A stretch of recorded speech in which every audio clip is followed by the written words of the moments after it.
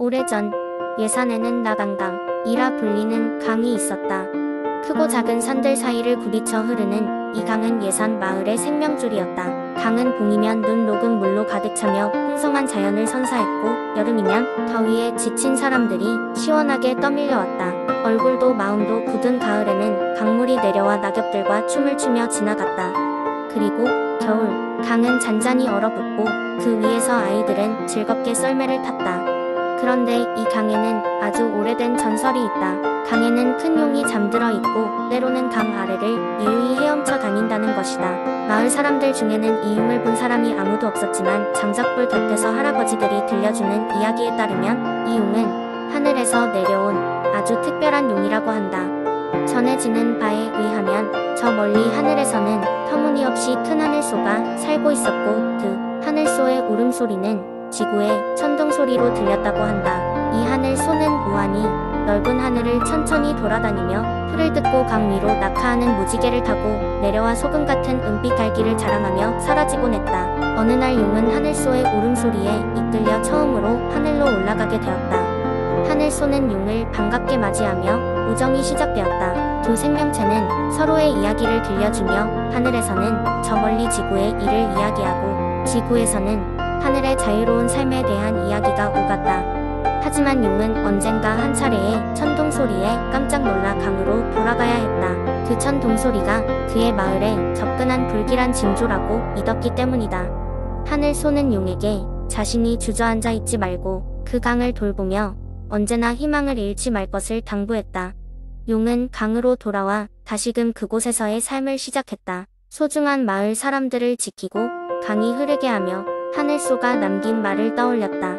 용의 이야기는 강가에 살던 모두에게 널리 퍼졌고 마을 사람들은 그 전설을 구전으로 이어가기로 했다. 오늘날에도 예산의 강가를 거닐다 보면 어쩌면 그 용의 숨소리를 들을 수 있을지도 모른다.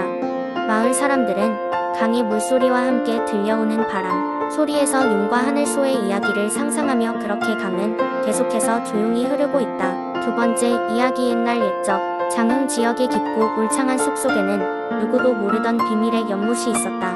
이 연못은 달빛이 비칠 때마다 신비로운 노랫소리가 들려오는 곳으로 마치 달이 직접 노래를 부르는 것 같았다. 그러나 이곳은 쉽게 찾을 수 없는 장소로 오직 순수한 마음을 가진 사람만이 그 소리를 들을 수 있었다고 한다.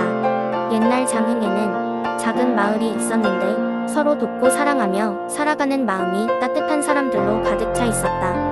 그 중에서도 특히 호기심 많고 마음씨 착한 소녀 하나가 살고 있었으니 그녀의 이름은 해나였다. 해나는 밤마다 창가에 앉아 달빛을 바라보며 달에게 속삭이곤 했다. 그녀는 언제나 새로운 이야기를 듣고 싶어하며 특히 이웃 어르신들이 전해주는 옛 전설들을 좋아했다. 어느 날 해나는 할머니로부터 장흥 숲속 깊은 곳에 숨겨진 비밀의 연못 이야기와 달의 노래에 대한 전설을 들었다.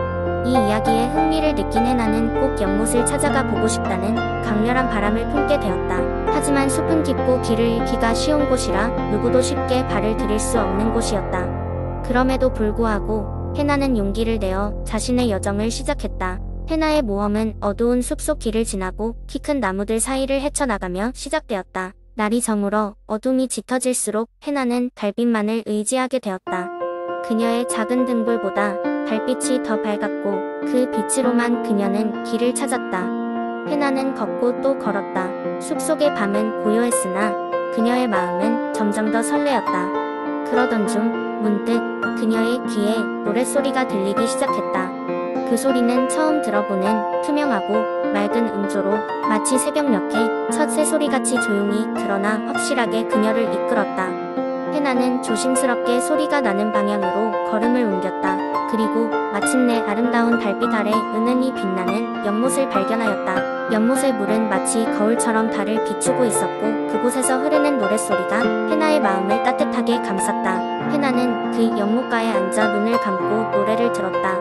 그리고 이것이야말로 진정한 행복이라는 걸 깨달았다. 그녀는 자신만의 비밀 장소를 찾게 된 것에 감사하며 달과 연못의 노래를 마음껏 즐겼다. 그 후로도 해나는 가끔씩 이 연못을 찾아와 세상 이 걱정을 잊고 달의 노래와 함께 시간을 보냈다. 그녀의 이야기는 마을에 전해져 장흥의 전설로 남았다. 이 연못과 달의 노래 이야기는 시간이 흘러도 잊혀지지 않고 장흥 사람들의 마음속에 살아남았다. 그로 인해 사람들은 달이 찬 밤이면 연못을 찾아가 자신의 마음을 달래고 그들이 믿던 소중한 것들을 기억하곤 했다. 장흥의 숲과 그 연못은 변함없이 그 자리에 있었고 언제든 순수한 마음의 사람들을 기다리고 있었다. 세 번째 이야기 옛날 옛적. 지금의 인천 지역은 드넓은 바다와 아름다운 섬들로 이루어져 있었다.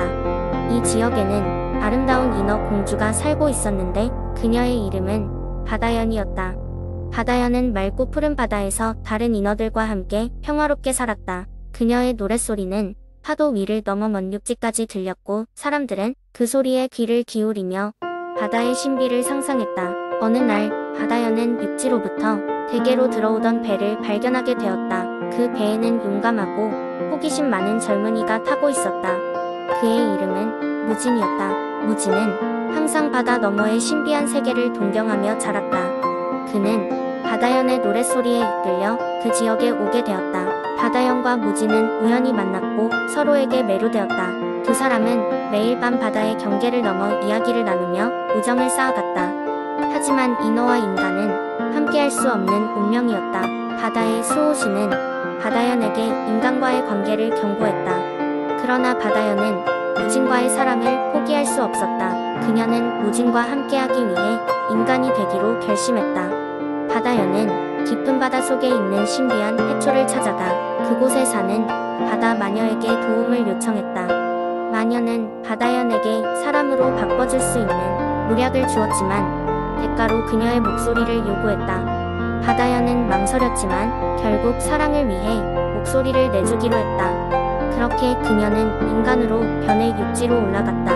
무진은 바다연을 반갑게 맞이했으며 그녀에게 아름다운 인천의 풍경을 보여주었다. 두 사람은 서로의 언어가 없어도 눈빛과 미소만으로 소통하며 행복한 시간을 보냈다. 그러나 바다연이 무트로 올라온 후 바다에는 큰 폭풍이 몰아치게 되었다. 이는 바다연이 위치를 떠남으로써 해양의 균형이 깨졌기 때문이었다. 인천의 바다는 점점 어두워지고 있었다. 무진은 이 사실을 알게 되었고 바다연과 함께 다시 바다로 돌아가기로 결심했다. 그들은 서둘러 바다 마녀를 찾아갔다. 마녀는 단 하나의 방법이 있다고 했다. 인천 바다의 중심에서 둘의 진실한 사랑을 증명해야 바다연은 다시 인어로 돌아갈 수 있으며 바다는 평온을 되찾을 수 있었다. 무진과 바다연은 망설임 없이 중심으로 나아갔고 그들의 사랑은 바다를 밝혀주었다. 바다는 점차 잔잔해졌고 바다연은 다시 인어로 돌아갔다. 무진은 바다연과 헤어지는 것이 슬펐지만 그녀의 미소 속에 담긴 사랑을 느낄 수 있었다. 그렇게 둘은 서로의 세계로 돌아갔지만 여전히 서로의 세계에 대한 사랑과 추억을 가슴에 품고 있었다. 지금도 인천의 바다는 이 전설을 간직하며 잔잔하게 흐르고 있다. 그리고 가끔씩 바다연의 노랫소리가 들린다고 한다. 그때마다 사람들은 솟아오르는 파도 너머의 사랑 이야기를 떠올리며 미소 짓는다. 네 번째 이야기. 오래전 의정부의 한 시골 마을에는 울창한 숲이 있었다고 전해진다. 이 숲은 숲속에 사는 정령들과 신비한 생명체들로 가득 차 있었다. 마을 사람들은 숲을 마법숲이라 불렀고 그 누구도 깊은 곳으로 들어가는 것을 엄격히 금했다. 하지만 숲의 가장 중심부에는 금지된 비밀이 숨겨져 있었다. 옛날 옛적 한 소녀가 이 마을에 살고 있었다. 소녀의 이름은 하나였고 그녀는 숲 근처에서 자주 시간을 보내곤 했다. 그녀는 숲의 신비로운 분위기에 매료되었으며 자연의 아름다움에 감동받아 매일같이 숲을 탐험했다. 어느 날 하늘 높이 떠있는 보름달 아래에서 하나는 숲을 걷다 우연히 빛나는 방울꽃을 발견했다. 그 방울꽃은 여느 꽃과는 달랐다. 은은한 빛을 내며 하늘거리는 모습은 마치 별빛을 머금은 듯한 신비한 매력을 가지고 있었다. 하나는 그 자리에서 방울꽃에게 다가가 손을 내밀었다. 그녀가 방울꽃을 만지자 순간 눈부신 빛이 터져 나오면서 하나를 온통 감싸 안았다. 눈을 떴을 때 그녀는 자신이 익숙한 세상과 전혀 다른 마법의 세계에 들어와 있음을 알게 되었다. 풍부한 색깔의 나무와 공중을 떠다니는 마법 생명체들 그리고 황금빛을 띠는 길이 펼쳐져 있었다. 하나는 놀라움 속에서도 설레는 마음으로 길을 따라 걷기 시작했다. 길 끝에서 하나는 숲의 수호신이라 여겨지는 검은 마법사를 만났다. 그의 이름은 단테였고 그는 숲의 신비를 유지하고 평화를 수호하는 임무를 가지고 있었다. 단테는 하나에게 숲의 진짜 비밀을 알려주었다. 그것은 바로 방울꽃에 얽힌 전설이었다. 단테에 따르면 방울꽃은 수줍고 내성적인 숲의 여신이 인간들에게 숲의 고요함과 조화를 전하기 위해 만들어낸 기적의 선물이라고 했다. 이 방울꽃은 오직 순수한 마음의 소유자에게만 모습을 드러내며 그들에게 마법의 능력을 부여했다고 전해진다. 의정부의 마을 사람들은 이 전설을 믿으며 방울꽃을 신성하게 여겼고 숲의 깊은 곳에 들어가지 않는 것을 금기시해온 것이었다.